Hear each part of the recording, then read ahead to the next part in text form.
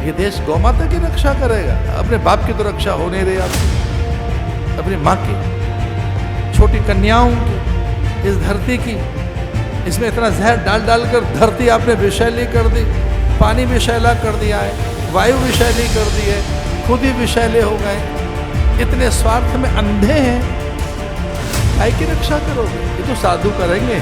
औरंगजेब ने भी कभी गाय नहीं कटने दी इस देश। आपको बड़ा आश्चर्य लगेगा कि औरंगजेब का साम्राज्य भारत में जितने स्थानों पर था वहां कानून था कि अगर किसी ने गाय को काटा तो उसके दोनों हाथ काट दिए जाएंगे। और कुछ समय तक तो औरंगजेब ने इतना सख्त कानून बनाया कि अगर किसी ने गाय को काटा तो उसको तोप के मुंह से बांधकर उड़ा दिया जाएगा। ये औरंगजेब के समय में। अब औरंगजेब से ज्यादा कट्टर मुस्लिम राजा नहीं हुआ कोई इस देश में, लेकिन वो भी गाय को नहीं कटने देता। पुराने डॉक्यूमेंट्स जब निकाले गए तो पता चला कि भारत में जितने भी मुस्लिम राजा हुए उनमें से एक ने भी गाय का कत्ल किया नहीं। उल्टे कई मुस्लिम राजाओं ने गाय का कत्ल रोकने के लिए कानून बनाए। लज्जा की बात है कि स्वतंत्र भारत में गोवंश की हत्या का समर्थन हो रहा है। क्या महाराणा प्रताप जहां होंगे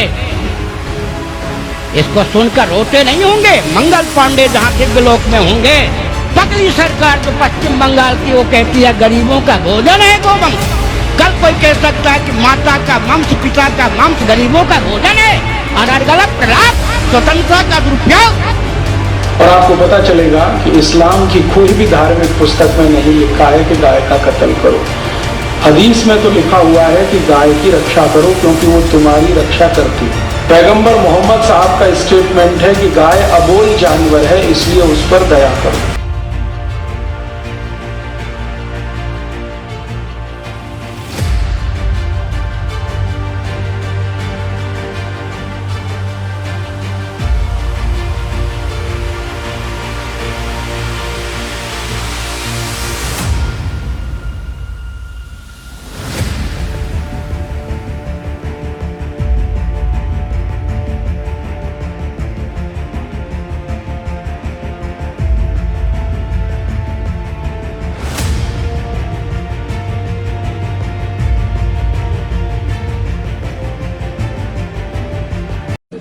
पुरी के शंकराचार्य जी हमसे पहले जो थे 72 दिनों तक गोवंश की रक्षा के लिए अनशन पर बैठे थे। उस समय केंद्र में भाजपा की सरकार नहीं थी, इंदिरा गांधी की सरकार थी। अटल बिहारी वाजपेयी जी, नाम सुना होगा, यहाँ उनका चित्र है, ये वाजपेयियों का घर होगा। और एक इंग्लिश दैनिक अखबार समाचार पत्र के चीफ एडिटर बैठे थे। चर्चा हुई अंतरंग कि पुरी के शंकराचार्य निरंजन देव तीर्थ जी महाराज का शरीर बचना चाहिए, गोवंश की रक्षा के लिए अनशन पर बैठे हैं। वाजपेयी जी ने क्या कहा मालूम है? अरे भाई मरना है तो मर जाने दो, गोवंश की हत्या होती रहेगी तब तो इसके नाम पर हम वोट मांग लेंगे। अंदर की बात यह है, गोवंश की हत्या होती रहेगी तब तो इसके नाम पर भाजपा वोट मांगेगी।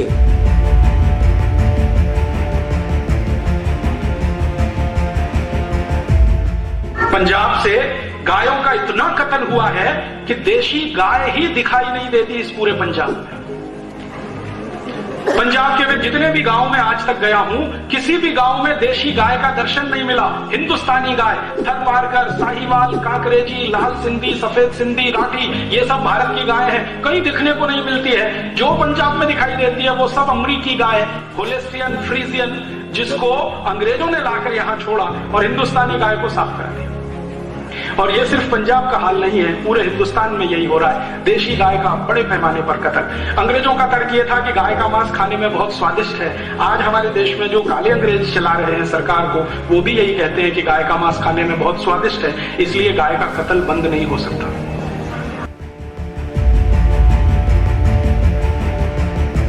ये जो हमारी भावना है, हमारी जो दृष्टि है गाय के प्रति, उस दृष्टि को अभी तक भारत की सरकार ने स्वीकार नहीं किया। तो ऐसी परिस्थिति में जो हम हिंदुओं की दृष्टि है, अब हम हिंदुओं को फिर उसी अनुसार कड़क होना पड़ेगा कि भाई हम आपको वोट क्यों दें जब आप हमारी दृष्टि ही नहीं पकड़ पा रहे हो। तो जो हमारी दृष्टि पकड़ेगा हम उसको वोट देंगे। तो यहाँ से पकड़ आएगी। आप जो कह रहे हैं ना कि कैसे पकड़ेंगे, क्योंकि कोई सुनने को तैयार नहीं। बात सही है, 75 साल हो गए, खूब चिल्लाए, खूब प्रयास किए गए, समझाया गया, बुझाया गया, प्यार मोहब्बत दिखाई गई, हर चीज़ किया गया, लेकिन कोई सुनने को तैयार नहीं है। तो ऐसी परिस्थिति में अब एक ही रास्ता बचा है कि लगाम को खींचो, कड़क करो और उसी प्रत्याशी या उसी पार्टी को वोट देना शुरू करो जो आपकी माँ को माँ समझता, जो आपकी माँ को मांस की बोटी न समझता। तो ये इस बारे में अब हम लोग आगे बढ़ रहे हैं और 33 करोड़ लक्ष्य रखा गया है कि गौ माता के शरीर में 33 करोड़ देवता हैं। तो हम एक एक व्यक्ति, एक एक मतदाता, एक एक देवता बने और हम 33 करोड़ लोग मिल करके मतदान के लिए संकल्प करें कि गाय के लिए मतदान करेंगे। जो गाय के लिए खड़ा होगा वो हमारा मत का हकदार होगा। और अगर ये होता है तो 33 करोड़ लोग फर्क तो डाल ही देंगे, देश की राजनीति को तो बदल ही देंगे। क्योंकि आज जो गायों की व्यवस्था वो बड़ी दयनीय हो रही है। दयनीय इसलिए हो रही कि दूध की अधिकता के चाह रखने वाले भैंस रखते हैं या विदेशी गाय रखते हैं।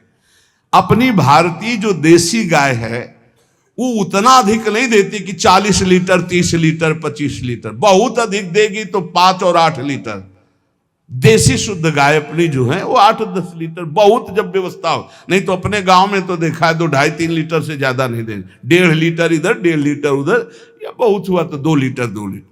पर वो स्वर्णिम दूध होता है। जो दूध की चाह रखने वाले जन थे अब वो गायों को नहीं रखते, देसी गायों को कोई बिरला ही रखता है। अब पहले बैलों की जरूरत होती थी, गाय बछड़ा दिया तो आनंद होता था कि किसानी के काम में। अब तो ट्रैक्टर है तो बैलों की जरूरत नहीं। अधिक दूध के लिए अरे अब तो पशुओं की जरूरत नहीं, केमिकल से दूध बन रहे हैं, टैंकर के टैंकर। तो फिर हमारी जो गायें हैं उनकी बड़ी दुर्दशा हो रही।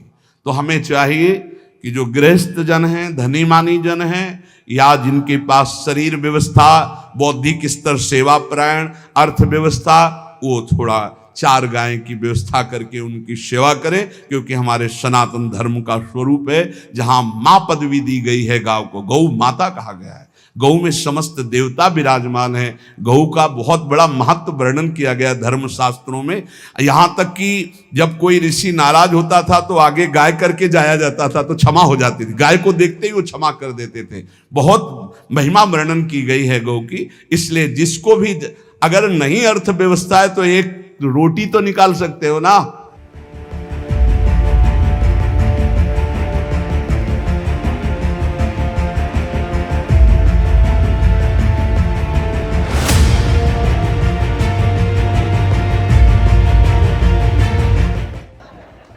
बताओ किसान के दूध की कीमत कैसे मिलेगी? इसके लिए कुछ है इंतजाम के नहीं है?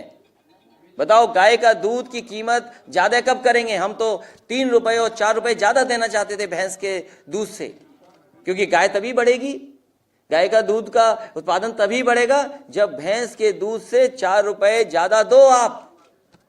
हम देना चाहते थे। कन्नौज में हमने पहला प्लांट लगाया था,